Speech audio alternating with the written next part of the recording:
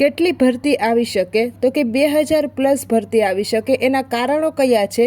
તો એના કારણો વિશે આપણે ચર્ચા કરીએ. કેટેગરી મુજબ આટલી ભરતી આવી શકે.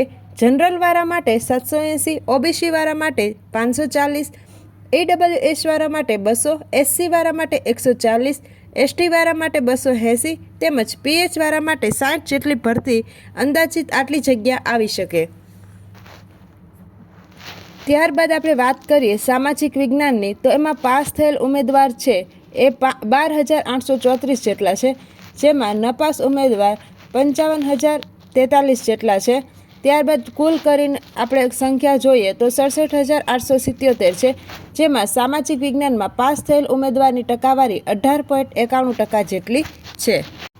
હવે વાત કરીએ મેરિટ નીચું જવાના કારણો કયા કયા. તો કે સામાજિક વિજ્ઞાનનું મેરિટ નીચું જશે એ આ કારણે, તો કે છેલ્લી પરીક્ષામાં માત્ર 1500ની આસપાસ ઉમેદવારો જ 100 કરતાં વધારે માર્ક્સ આવેલ છે, જે ખૂબ જ નાનો આંકડો છે.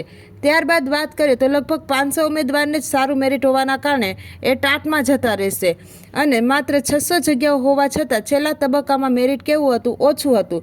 તો આ વખતે 2000 જગ્યાઓ આવવાની હોવાથી મેરિટ નીચું જશે એ વાત નક્કી છે. સામાજિક વિજ્ઞાનનું અંદાજિત મેરિટ કેટલું જશે? તો એની વાત કરીએ તો જનરલવાળા માટે 72.50, AWS વાળા માટે 70.50, ઓબીસીવાળા માટે 71.50, SC વાળા માટે 69 તેમજ ST વાળા માટે 67 જેટલું મેરિટ આસપાસ રહે તેવી સંભાવના છે.